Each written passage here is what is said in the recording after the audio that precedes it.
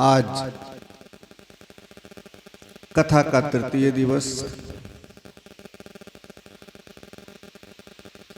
इस राजस्थान की पावन धरती पर गंगापुर सिटी के क्षेत्र में लिवाली गांव,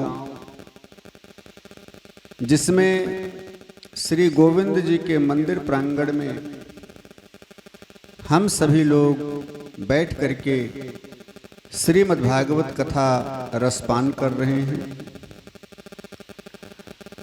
और यही हमारे जीवन का परम लक्ष्य है। श्रीमद् भागवत से जुड़े बिना मानव जीवन पाने का अधिकार नहीं प्राप्त होता है या मानव जीवन का लक्ष्य नहीं प्राप्त होता है। हमें हमारी मंजिल नहीं प्राप्त होती है। मंजिल क्या है? परमात्मा की प्राप्ति। इसलिए भागवत जी से जुड़ना ये हमारा कर्तव्य बनता है। कल हम सभी लोग कथा के भाव में प्रथम स्कंद की कथा को श्रवण कर रहे थे,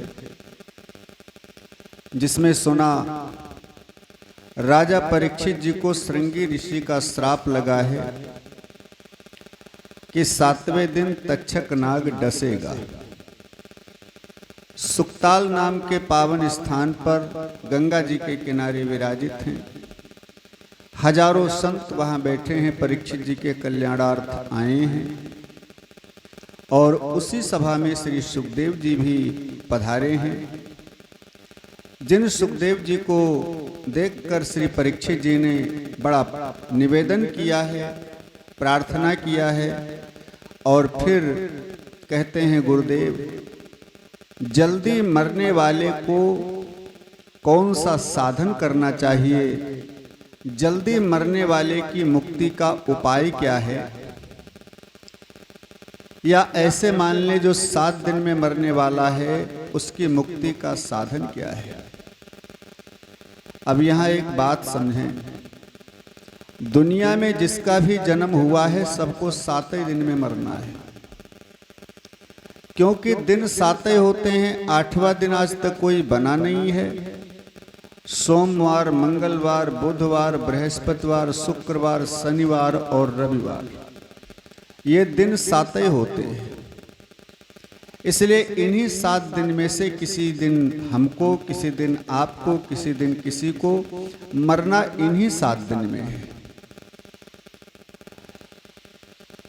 इसलिए जब परीक्षित जी का ये प्रश्न सुना, श्री सुखदेव जी बड़ा गदगद हो गए कि ये प्रश्न अपने लिए नहीं किया है, ये सारे संसार के कल्याण के निमित्त किया है।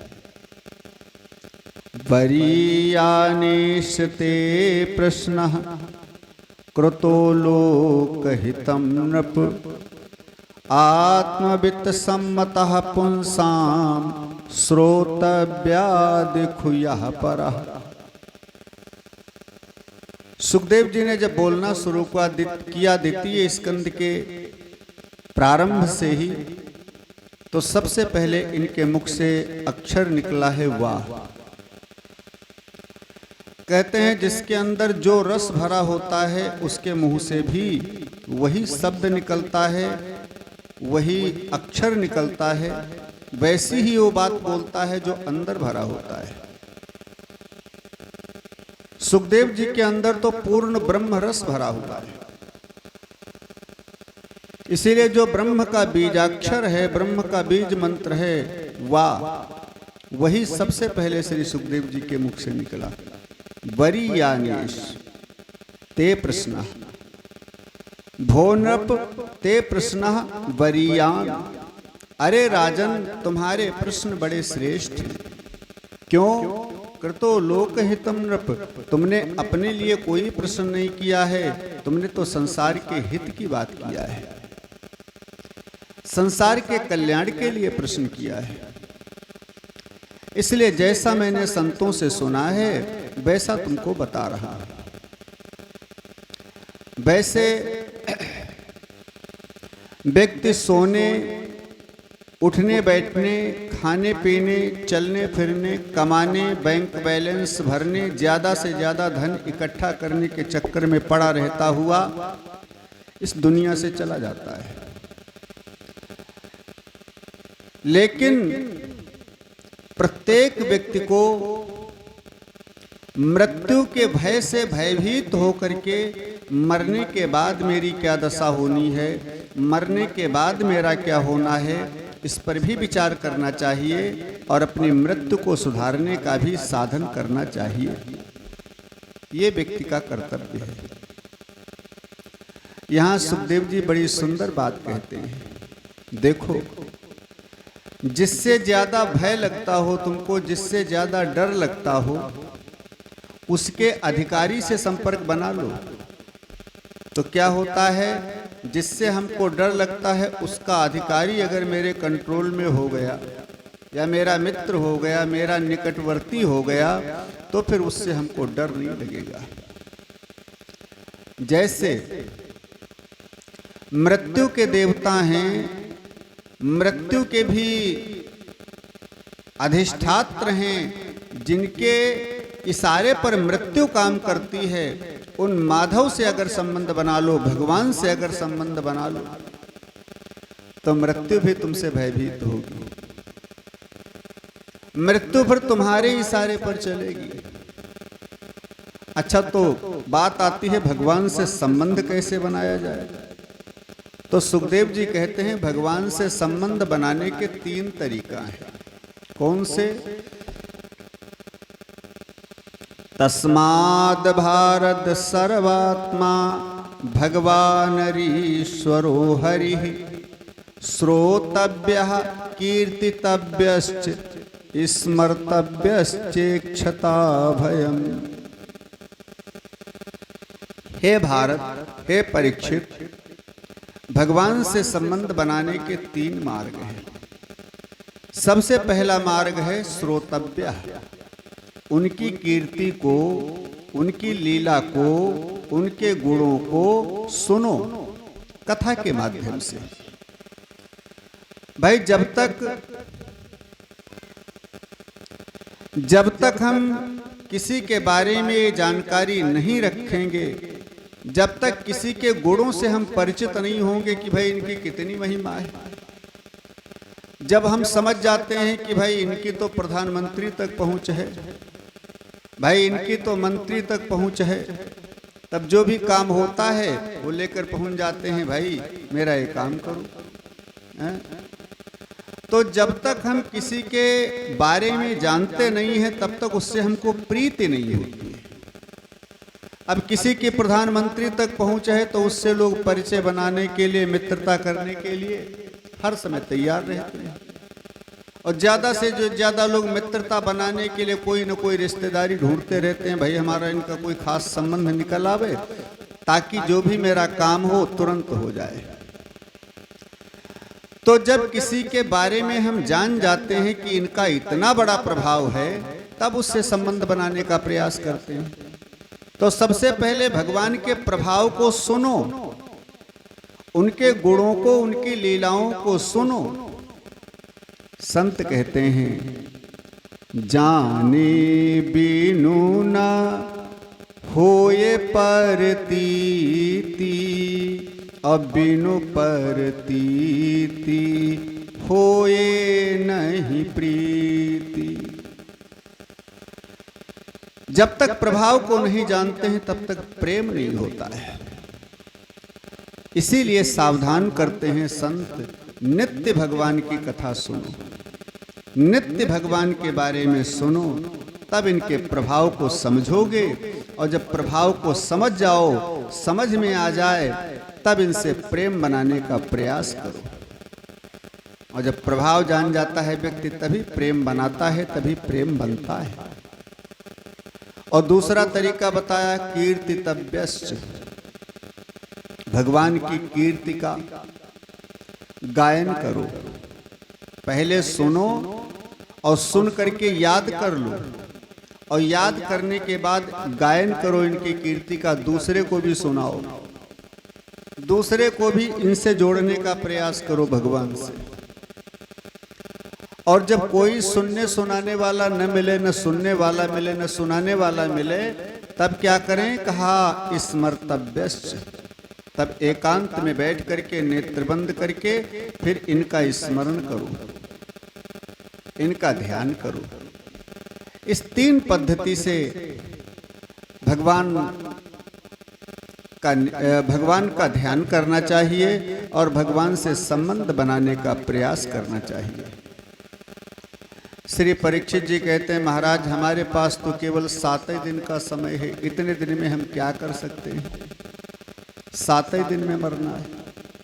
अरे सारी दुनिया को 7 दिन में मरना है। सुखदेव जी ने डांटा परीक्षित को, राजन तुम्हारे पास तो 7 दिन बचे हैं। अभी एक राजा खटवांग हुए हैं, उन खटवांग ने तो एक मुहूर्त में ही परम पद को प्राप्त कर लिया, एक मुहूर्त में ही मुक्ति हो गई उनकी। और तुम्हारे पास तो अभी 7 दिन बाकी है, इसलिए चिंता मत करो राजन, 7 दिन बहुत होते हैं, तुम्हारी मुक्ति में कोई शंका नहीं है। और फिर श्री सुखदेव जी ने भगवान से जुड़ने के, भगवान को प्राप्त करने के 4 साधन बताए हैं। कौन कौन से बताए हैं? आए समझे भाव से। जितासनो जितश्वासो जितसंगो जितेन्द्रियः स्थूले भगवतो रूपे मनः संधार एधिया। सबसे पहला तरीका है जितासनो, आसन को जीतो। यहां समझें, आसन को जीतने का मतलब कम से कम 3 घंटे एक आसन पर बैठने का अभ्यास करो। कितनी देर? 3 घंटे, कम से कम 3 घंटे। क्यों? जब आसन हमारा सिद्ध हो जाता है तो इसका बड़ा प्रभाव पड़ता है मन के ऊपर। सुखदेव जी ने कहा है, राजन चारों तरफ से मन को हटाओ और मन भगवान के चरणों में लगाओ। यही मुक्ति का मार्ग है, यही कल्याण का साधन है। परीक्षित जी ने कहा था, प्रभु यही तो नहीं हो पाता है, यह मन ही भगवान से नहीं लग पाता है, बाकी तो सारे काम हो जाते हैं। हम अगर माला लेकर बैठते हैं तो मन न जाने कहां कहां घूमता है। मन को एकाग्र करना कठिन है। कहते हैं नींद ना आती हो, आलस्य ना आता हो, कोई भूला हुआ काम याद ना आता हो, तो माला लेकर के बैठ जाओ, तुरंत याद आ जाएगा कि कब ये माला खत्म हो, कब हम जाएं वो काम करना है। दुनिया के जितने झंझट हैं, जब आप ध्यान करने बैठते हैं तभी वो झंझट आकर के तुमको घेरते हैं। कभी मोबाइल में फोन ना आता हो, लेकिन आप ध्यान करने बैठे तो तुरंत घंटी बजेगी फोन की, आएगा। क्यों? ये बाधाएं हैं, ये बाधाएं हैं। ये कलयुग अपना प्रभाव डालता है कि ये किसी प्रकार जुड़े ना। लेकिन जब 3 घंटे एक आसन पर बैठने का हम अभ्यास करते हैं और 3 घंटे एक आसन पर बैठकर भगवान का ध्यान करते हैं, तो हमारा मन एकाग्र होता है। आसन को जीतो। दूसरा तरीका जितश्वासो, अपनी सांस को जीतो। कैसे महाराज? कहा प्राणायाम के द्वारा अपनी सांस को जीतने का अभ्यास करो।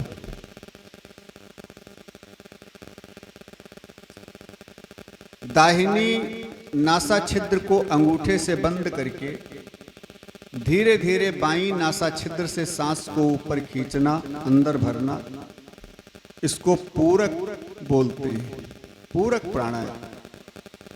और फिर दोनों नासा छिद्र को बंद करके सांस को अंदर रोकना, इसको कुंभक बोलते हैं। और फिर बाईं नासा छिद्र को बंद किए हुए दाहिनी नासा छिद्र से सांस को धीरे धीरे बाहर निकालना, इसको रेचक प्राणायाम बोलते हैं। इन 3 पद्धतियों से प्राणायाम करने की प्रक्रिया करो, प्रैक्टिस बनाओ। एक बात समझें, सांस का बड़ा प्रभाव है हमारे जीवन में। ये जितनी सांसें हैं हमारे अंदर, ये सब गिनी हुई भरी है, और जिस दिन सांस की गिनती पूरी, उसी दिन दुनिया से जाना पड़ेगा। अनमोल सांस तेरी बातों में जा रही है, अनमोल सांस तेरी बातों में जा रही है। रत्नों को छोड़ कंकड़, रत्नों को छोड़ कंकड़ और कीच ढो रहा है। अफसोस मूढ़ मन तो मोदत से सो रहा है। अफसोस मूढ़ मन तो मोदत से सो रहा। ये हमारे ग्रंथ, हमारे शास्त्र, हमारी भागवत पुराण ये जगाने का काम करती है। संत कहते हैं, भागवत कहती है, बहुत दिन से सो रहे हो, अब जागो। जागने का मतलब अपनी सांसों पर नियंत्रण पाने का प्रयास करो प्राणायाम के द्वारा। जैसे हम 1 मिनट का अगर प्राणायाम करते हैं, 1 मिनट हमारी सांस रुकने लगी, तो हमारा आयुर्वेद कहता है 1 मिनट में एक स्वस्थ व्यक्ति कम से कम 16 बार सांस लेता है। 16 बार सांस अगर वो लेता है तो वो स्वस्थ है।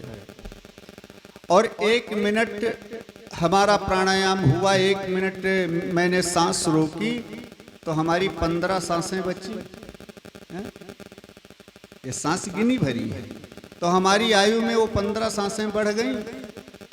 ऐसे रोजाना हम अगर 5 बार प्राणायाम करते हैं 5 मिनट तक, तो 75 सांसें हमारी बचती हैं रोज की, फिर महीने भर की, फिर साल भर की।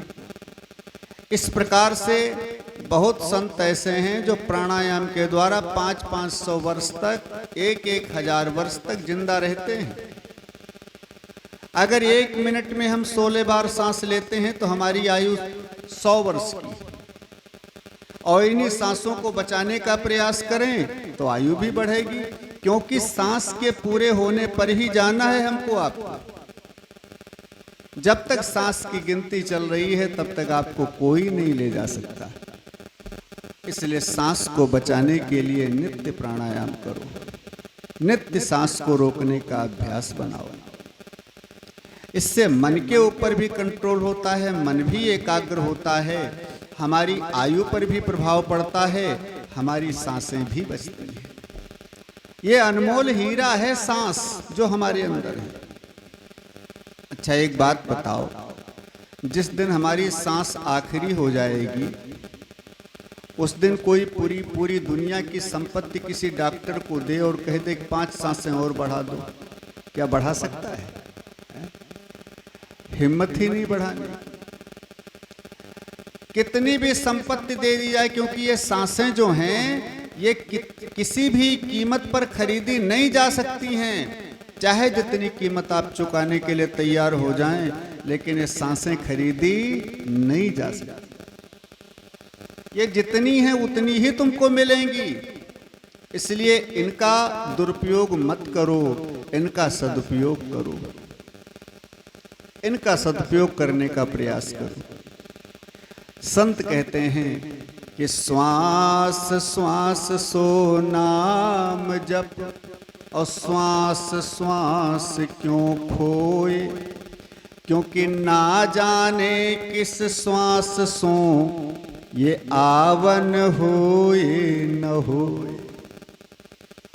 न जाने कौन सी अंतिम श्वास मेरी हो जाए, इसलिए प्रत्येक सांस से परमात्मा का नाम स्मरण करते रहो, निकालते रहो। जो भी मेरी सांस अंतिम श्वास हो वो परमात्मा के नाम के साथ हो, इसलिए सांस को जीतो। दूसरा तरीका जित संगो, तीसरा तरीका जित संगो, माने संग को जीतो। कैसे महाराज? कहा जहां तक हो सके ज्यादा से ज्यादा सत्संग करो, कुसंग से बचो, क्योंकि संग का प्रभाव होता है। किसी शराबी आदमी के पास 1 महीने लगातार बैठ करके देख लो, आग्रह करके महाराज 1 ढकनी पियो, बस 1 ढकनी, कुछ नहीं होता, पी कर तो देखो। और 1 महीने लगातार बैठो तो किसी न किसी दिन तुमको 1 ढकनी पिला जरूर देगा। और 1 ढकनी पिया, फिर धीरे धीरे 2 ढकनी पिया, फिर धीरे धीरे 4 ढकनी पिया, फिर धीरे धीरे पूरा बोतल पीना शुरू कर दिया। ऐसे तो महाराज संग का बड़ा प्रभाव पड़ता है। जहां तक हो सके सत्संग करो, कुसंग से बचो। कुसंग को तो बिल्कुल ही मत करो। और तीसरा तरीका, चौथा तरीका बताया जितेंद्रिया, माने अपनी इंद्रियों को जीतने का अभ्यास करो। कैसे महाराज? का संयम के द्वारा, संयम के द्वारा अपनी इंद्रियों को जीतने का अभ्यास बनाओ। देखना इंद्रियों के न घोड़े भगे, इन पे हरदम ही संयम के कोड़े लगे। इन पे हरदम ही संयम के कोड़े लगे। अपने तन को, ये अपने तन को सुमार्ग लगाते चलो। अपने तन को सुमार्ग लगाते चलो। कृष्ण गोविंद गोपाल गाते चलो। कृष्ण गोविंद गोपाल गाते।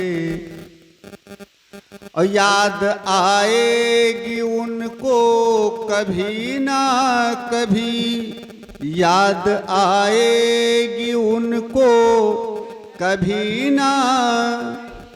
कृष्ण दर्शन तो देंगे कभी ना कभी। कृष्ण दर्शन तो देंगे कभी ना। ऐसा विश्वास मन में जगाते चलो। ऐसा विश्वास मन में जगाते चलो। कृष्ण गोविंद गोपाल गाते चलो।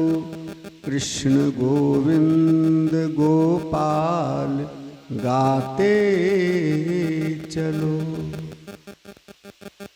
बोलिए राधा कृष्ण भगवान की। अच्छा, एक बार सब लोग मिलकर के जोर से जयकारा लगाएं। बोलिए भागवत भगवान की। इंद्रियों को जीतने का अभ्यास करो। कैसे महाराज? का संयम रूपी कोड़े से इंद्रिय रूपी घोड़ों को जीतने का अभ्यास करो। ये 4 तरीका बताए। फिर इसके बाद कहते हैं स्थूले भगवतो रूपे मनः संधार ए धिया। भगवान के 2 प्रकार से ध्यान होते हैं, दोनों प्रकार से ध्यान करो। पहला स्थूल ध्यान होता है। स्थूल ध्यान क्या है? कहा ये जितने पर्वत हैं, ये सारे पर्वत भगवान की हड्डियां हैं, अस्थियां हैं। जितनी नदियां हैं, गंगा यमुना सरस्वती शारदा सरयू घाघरा इत्यादि इत्यादि जितनी भी नदियां हैं, ये सारी नदियां भगवान की नसें हैं, नाड़ियां हैं। जैसे हमारे शरीर में नाड़ियां होती हैं, नसें होती हैं, उनमें खून प्रवाहित होता रहता है। ऐसे भगवान की नाड़ियां, नसें, ये नदियां हैं जिसमें जल के रूप में रक्त प्रवाह होता है, रक्त संचरित होता है। ये भगवान की नाड़ियां हैं। ये जितने बड़े बड़े वृक्ष हैं ये भगवान की अलकावली है। ये सिर के बाल बड़े बड़े होते हैं, ऐसे बड़े बड़े वृक्ष भगवान की अलकावली हैं। और जो ये छोटे छोटे पौधे हैं, वनस्पतियां हैं, ये भगवान के रोए हैं, रोमकूप हैं। ऐसे भगवान का ध्यान करो। पाताल में तस्य ही पाद मूलम पठन्ति पार्ष्णे प्रपदे रसातलम महातलम विश्वसृजोथ गुल्फौ तलातलम वै पुरुषस्य जंघे। सबसे नीचे पाताल लोक, सबसे ऊपर सत्यलोक। तो पाताल लोक से लेकर सत्यलोक तक भगवान का शरीर, सत्यलोक में जिनका शीश है, पाताल में जिनके चरण हैं, और बीच में जितने भी अन्य 12 लोक पड़ते हैं, उन 12 लोकों को भगवान के 12 अंग बताए गए। ऐसे भगवान का शरीर है। अच्छा एक बात बताओ, ये पहाड़ किसने बनाए? ये नदियां किसने बनाई? यहाँ हम अपने यहाँ तो मान लीजिए पेड़ लगा करके उगा लेते हैं, लेकिन पहाड़ पर पेड़ किसने लगाए? है कोई लगाने वाला पहाड़ के ऊपर पेड़? यहाँ तो अपने आप उगे। और यही नहीं, वहां कोई पानी भी नहीं दे रहा है, न कोई सींच रहा है, न कोई देखभाल कर रहा है। और एक तरीके के नहीं, अनेक तरीके के पेड़, बढ़िया बढ़िया फलदार पेड़ भी हैं, कांटे वाले पेड़ भी हैं, हर प्रकार के पेड़ पौधे, वनस्पतियां सब पहाड़ों के ऊपर उगी। तो कैसे उगी? किसने उगाए? ये सब परमात्मा की कृति है, ये परमात्मा की कृपा है। एक संत कहते थे कि तुलसी के बिरवा बाग में, तुलसी के बिरवा बाग में, और सींचे पर कुम्हिलाए, और राम भरोसे जे रहे तो पर्वत पर हरियाए। और भगवान ने मनुष्यों के लिए सारी व्यवस्थाएं बना दिया है। मनुष्य को कुछ भी नहीं बनाना है, केवल भगवान का ध्यान करना है। मनुष्यों के लिए सब कुछ बना दिया। कहा महाराज भूख लगे तो क्या करें? कहा सुंदर सुंदर फल, सुंदर सुंदर फलों को उत्पन्न किया है। जंगलों में, पहाड़ों के ऊपर उन फलों को खाओ, मस्त रहो। महाराज फिर रहें कहाँ? कुछ रहने के लिए मकान वगैरह तो होना चाहिए। सुखदेव जी कहते हैं तो भगवान ने मकान तो बना दिए हैं, तुमको बनाने की क्या जरूरत है? कहाँ बनाए हैं मकान? कहा पहाड़ों में कितनी सुंदर सुंदर गुफाएं बनाई हैं, और सारी गुफाओं को एयर कंडीशन बना दिया है। सर्दियों में जाओ तो उसके अंदर गर्म लगता है, और ठंडियों में, ये सर्दियों में जाओ तो गर्म लगता है, और गर्मियों में जाओ तो बढ़िया ठंड लगता है उसके अंदर। एयर कंडीशन गुफाएं बनाई हैं परमात्मा ने। आराम से रहो, बैठो, मस्त भजन करो उसी के अंदर, क्या चिंता। कुछ लेना न देना, बस मगन रहना, कुछ लेना न देना। और 5 तत्व का बना ये पिंजड़ा, ये 5 तत्व का बना ये पिंजड़ा, और इसमें बोल रही मैना। मैना का मतलब मैं नहीं, ये मैं नहीं, जो इसके अंदर बैठा है वही सब कुछ है। उसमें बोली रही मैना, कुछ लेना न देना, बस मगन रहना, कुछ लेना न देना। मगन रहना ये और मगन रहना ये मगन रहना, कुछ लेना न देना, मगन रहना कुछ लेना न देना। बोलिए सद्गुरुदेव भगवान की। तो भगवान की कलाकृति और फिर भगवान के स्वरूप का वर्णन किया है। इसके बाद श्री परीक्षित